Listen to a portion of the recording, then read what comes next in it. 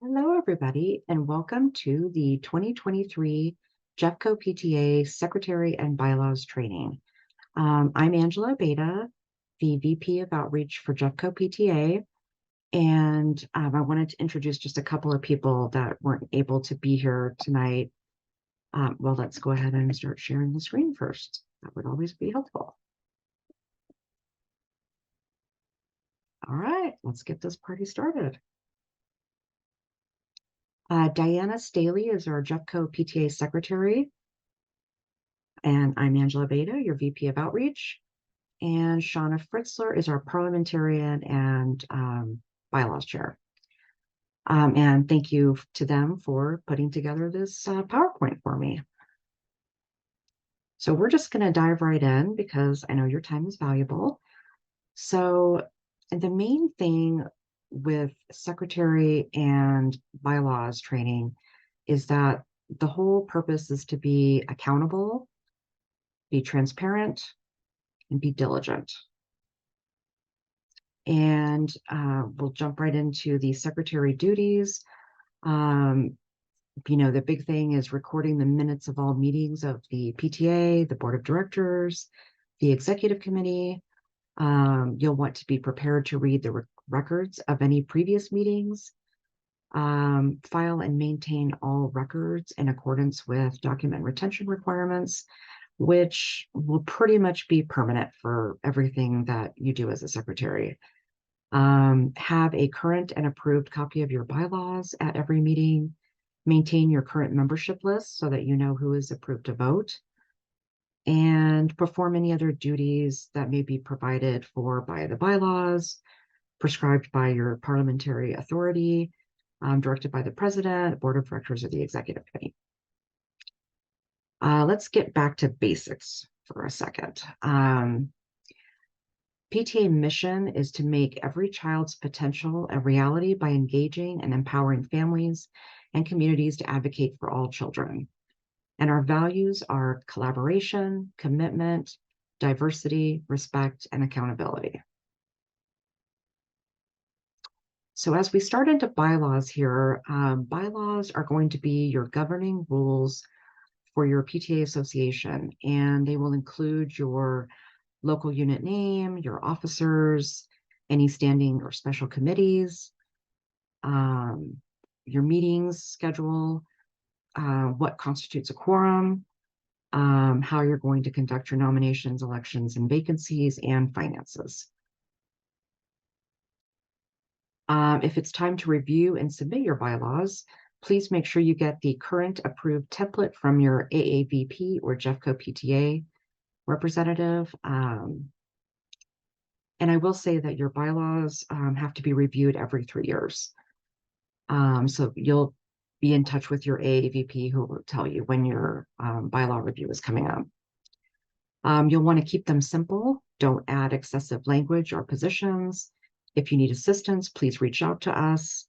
And if you need a copy of your bylaws, definitely contact Jeffco PTA. We will help you out with that. How are changes made? So to consider changes to your bylaws, you'll want to create a committee that will be appointed to study the proposed changes and to make recommendations to the board for their approval. Your bylaws will tell you how much notice is necessary. This is usually 30 days. A bylaws change typically requires a 2/3 majority vote of the members present at your general meeting. What is a quorum? The quorum is the minimum number of members who must be present to conduct business at a PTA or board meeting. The number for your unit will be set by your bylaws. If a quorum is not met at a meeting, then a vote cannot be taken. You may hold a PTA meeting without a quorum, but you will not be able to take any votes. Check with your state PTA to determine the minimum quorum allowed by state law. The minimum here in Colorado is 5. The best thing, well, first of all, check your bylaws to see if you know what your quorum is.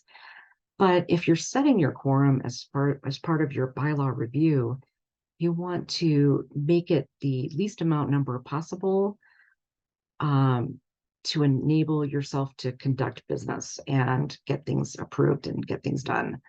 If you have a 20-person quorum, you will likely rarely be able to get anything accomplished. Jeffco PTA has their set at 8, and that enables most of the executive committee, the executive board, and a couple other members to be able to have us be able to do business. So definitely take a look at your bylaws, and it should be in there. All right. What is the difference between bylaws and standing rules? So your standing rules outline the procedures of the association with specific details that are not included in the bylaws, and they must not conflict with the bylaws.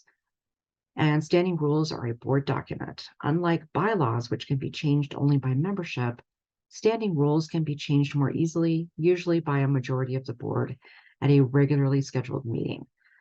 Your standing rules are really things like how your PTA operates, when your meetings are going to be. We're going to have them on the second Monday at 6:30. How you're going to turn in your receipts for reimbursement. It's more like procedural type things. All right, parliamentary procedure, which is our Shauna's expertise. This is your set of rules for conducting orderly meetings. Most PTAs or PTSAs use Robert's Rules of Order or Bob's Rules. It ensures consideration of one item at a time and that all sides are heard. Everyone has an opportunity for input and majority rule. And here is a copy of Robert's Rules of Order. And I will tell you that this has been very handy. You can see that I've made a lot of notes. And I highly recommend if you try and get yourself a used copy of that. They're fairly cheap. All right, procedures. Your procedures should be kept by each officer and committee chair. These are your written instructions on procedures for duties for historical and ongoing operations. A Google Drive or Flash Drive is fine. You'll want to include items frequently used, such as position description, bylaws, standing rules, calendar, minutes, forms, and contact lists, and permissions for online documents. So PTAs are considered, PTAs and PTSAs are considered 501c3s, which is a nonprofit. This classification shows that the organization is organized and operated solely to accomplish a charitable purpose or mission. Now, in keeping with that, there's regulations that are involved. So you have to file an appropriate annual 990 form, ensure that no single individual benefits from PTA or PTSA funds, abstain from supporting or campaigning for a candidate for public office, limit time and money spent to influence legislation, and limit fundraising from trade and businesses unrelated to PTA mission and purpose. This is really important because you can get your charitable status taken away if you're not actually following these rules. All right, let me just make sure that I'm not missing any notes that I've made here. All right, role PTA secretary. The secretary is elected by the members.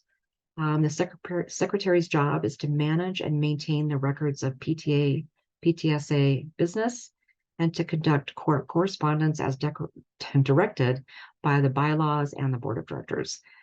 The secretary keeps the minutes that are permanent, legal, official documentation of the organization. You will want to have on hand at every meeting the following: your minutes, your bylaws, standing rules, motion forms, ballots, membership list. I don't think that I've ever used motion forms or ballots at any of the PTA meetings that I have been president at or have been involved in. We usually do yay, nay. But if you have a contentious election, perhaps, or a contentious issue that you are voting on, it's a good idea to have ballots that are available. That way it can be anonymous.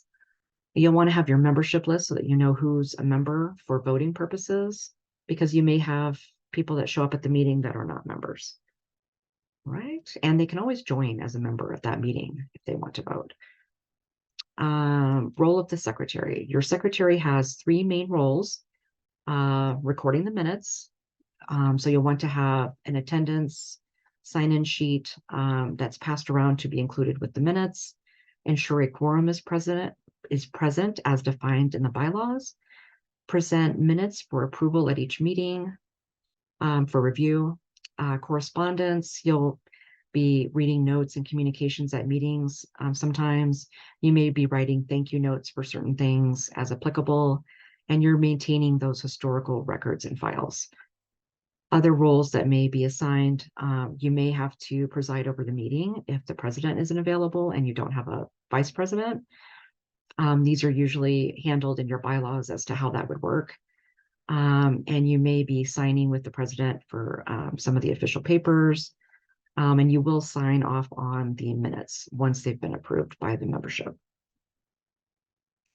Your minutes are your legal documents and are the official record of the actions of the association.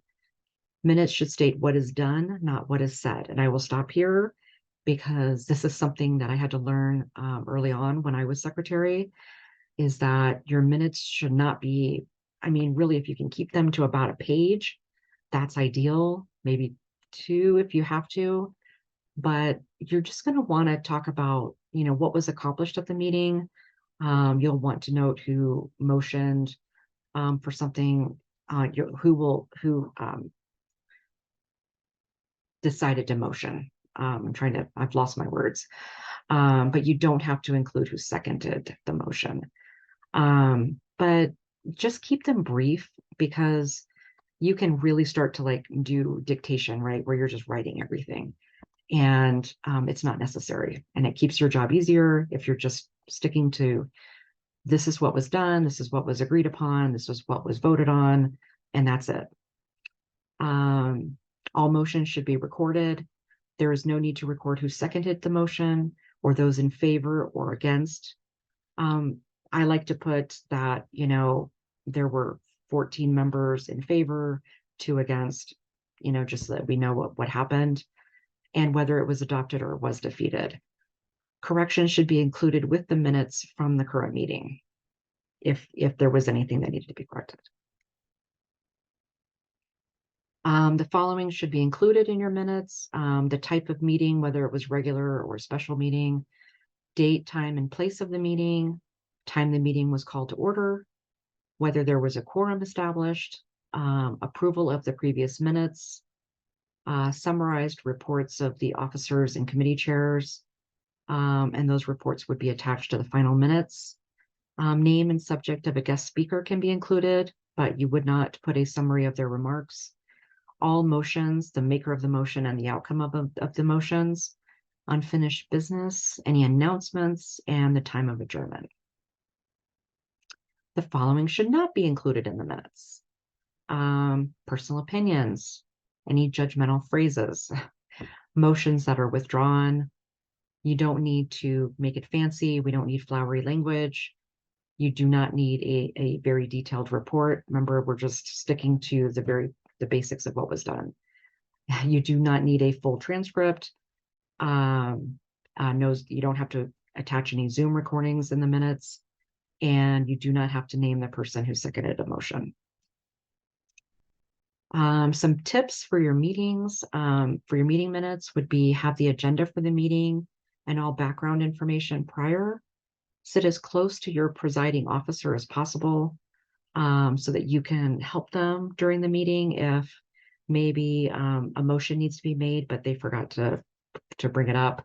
It just helps to kind of keep your presiding officer on track. Number your pages if handwritten, and don't force yourself to write the minutes in chronological order of the discussion. It may not work. Let's see. You will be in charge of record retention. So the secretary maintains the historical documents for the association. I have had to go back several years to look up what occurred during a meeting. And so you really do have to keep those as a permanent record. All documents and minutes of the units should be maintained and accurate. The secretary should keep an official copy of the bylaws updated with amendments or changes as approved. And if you need any more information about your records retention, you can find that on jcpta.org.